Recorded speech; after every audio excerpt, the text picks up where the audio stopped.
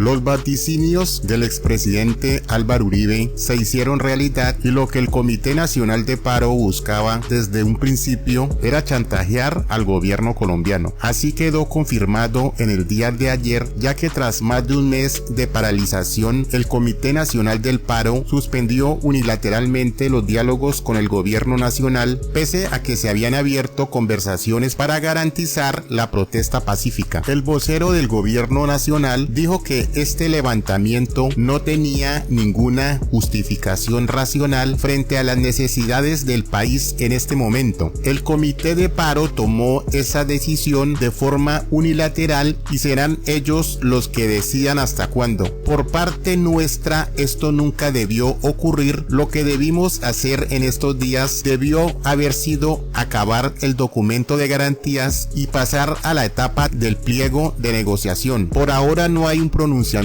oficial de qué irá a pasar con esos negociadores o qué pretenden hacer. Lo único cierto es que lo anterior fue confirmado por el gobierno nacional a través de Emilio Archila, consejero para la estabilización, quien venía dialogando con dicho comité para solucionar algunos puntos planteados en la mesa. El Comité Nacional del Paro ha dejado al país en mora de soluciones y sin haber condenado los bloqueos, estamos esperando que lo que se convoque por el Comité Nacional del Paro se haga con responsabilidad para que no impacte más las cifras de contagio por COVID-19, expresó el gobierno a través de un comunicado. Asegura el gobierno nacional que desde que el presidente se reunió con el comité se ha estado con absoluta disposición de oírlos y sobre todo para trabajar respecto de los puntos que no fueron planteados por el pliego de emergencia para que se llegue a acuerdos. El hecho y lo cierto fue que el tal Comité Nacional del Paro ya vio la debilidad del gobierno y por eso se ha parado de la mesa de diálogo. En mi concepto, el gobierno debe mantener bastante vigente el decreto 575 por el cual se imparten instrucciones precisas para la conservación y el restablecimiento del orden público y en el que se ordenó que en 8 departamentos y en 13 ciudades del país, por intermedio de los alcaldes y gobernadores, recuperar con asistencia militar todos los corredores viales que están siendo taponados por vándalos que sin lugar a dudas son pagados por agentes externos e internos de extrema izquierda en Colombia. El artículo 296 de la Constitución Política es claro en definir que para la conservación del orden público o para su restablecimiento donde fuere turbado, los actos y órdenes del presidente de la República se aplicarán de manera inmediata y de preferencia sobre los de los gobernadores. Los actos y órdenes de los gobernadores se aplicarán de igual manera y con los mismos efectos en relación con los de los alcaldes. En consecuencia, los mandatarios territoriales en temas de orden público son subordinados del señor presidente de la República. En el decreto 575 del 2021, expedido por el gobierno nacional, se dieron órdenes precisas a autoridades territoriales para adoptar las medidas necesarias en coordinación con la fuerza pública con el fin de levantar los bloqueos que actualmente se presentan en algunas vías y evitar la instalación de nuevos bloqueos. Las decisiones con decretos posteriores de algunas autoridades locales, como las alcaldías de Cali y Yumbo, desconocen la orden presidencial de levantar y evitar el bloqueo de las vías. Ninguna autoridad administrativa local puede limitar el actuar de la fuerza pública, toda vez que ello deviene del mandato constitucional en materia de orden público. Por estas razones, corresponderá a las autoridades competentes determinar si estas conductas dan lugar a adoptar acciones disciplinarias o administrativas, toda vez que se mantiene la alteración del orden público y la afectación de los derechos y garantías de los ciudadanos. También el gobierno se debe parar de la mesa de diálogo y, como lo dice el propio Álvaro Uribe, no se debe negociar con esta gente del Comité del Paro que carece de legitimidad, ya que han ayudado es a destruir a Colombia y más bien le han hecho un flaco favor a este país. Escuchemos este valioso concepto. A mí me parece bien, el mayor error del gobierno sería negociar con violencia. Ese comité de paro no tiene legitimidad para reivindicar la capacidad de negociar, porque han ayudado a destruir al país, un mes de destrucción de Colombia. Entonces el gobierno lo que hay que hacer es unilateralmente, con el Congreso de la República, resolver el problema social.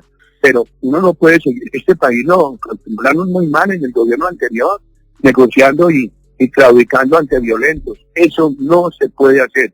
Ahora, yo creo que en la medida que el comité de paro estimula los bloqueos, dice que los levanta, que siguen una cosa y la otra, nos está llevando por el camino de Chile y han incurrido en muchísimos delitos. Todos estos actos de violencia son delitos contra las personas, contra los bienes públicos, contra los bienes privados. Hay que tener mucha claridad en esto. No nos podemos dejar engañar, que además de un formato internacional de reclamo, violencia, acuerdos, reclamo, violencia, acuerdos, reclamo, violencia, elecciones. No podemos dejar que eso nos engañe, distinguida periodista. Presidente, pero ¿qué tanto puede el comité de paro decidir que se levanten los bloqueos? ¿Realmente representa la voluntad popular el comité de paro o ya se le salió de las manos la violencia? Pues como ellos han estimulado los bloqueos y ahora dicen que entonces los levanten y que los van levantando gradualmente, ellos mismos cuando dicen que los levanten han confesado o han reiterado que son los que han impuesto los bloqueos. Yo creo que hay de todas maneras. Ellos son, si eso les ha salido de las manos, es por la misma culpa de ellos, por su incitación a los bloqueos. Ellos incitando a los bloqueos, viendo toda esta violencia que hay mezclada del narcotráfico, pues han sido causantes muy determinantes de la violencia. En Ecuador tuvimos una revuelta muy seria, llena de violencia, en octubre de 2019. En Chile también ha vivido revueltas violentas. ¿Hay una consigna de caotizar la región, presidente, para volver a tomar el poder? Por supuesto. Yo celebro que el Ecuador está empezando con el gobierno del presidente Lasso. Lo celebro.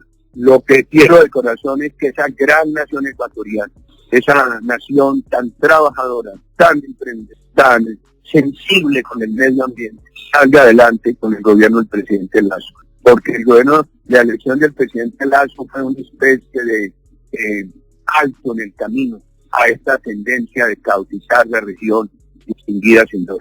El presidente Iván Duque estuvo en Medellín el fin de semana pasado y aprovechó justamente para reunirse con usted. ¿Qué pudieron hablar en esa reunión privada? Dado que Duque ha dicho públicamente muchas veces que tiene pues hacia usted mucho respeto y consideración. Usted ha sido prácticamente su mentor, presidente. No, yo hablo con el presidente, siempre lo hago de la manera más respetuosa, con mi aprecio indeclinable y por supuesto yo te hablo cuando él me pregunta sinceramente. Y el partido se expresó sobre la necesidad de tener un control militar para evitar la violencia, para suprimir esta violencia. Creemos que el decreto que él anunció en Cali, lo que hicieron el fin de semana en Cali, fue bueno. Yo creo que hay que seguir ese camino, y yo respeto mucho al presidente Duque y creo que es muy importante en el país autoridad frente a la violencia y soluciones sociales no negociadas con el comité de paro. Las soluciones sociales no se le pueden conceder a los violentos. Las soluciones sociales tienen que concebirlas e implementarlas el gobierno.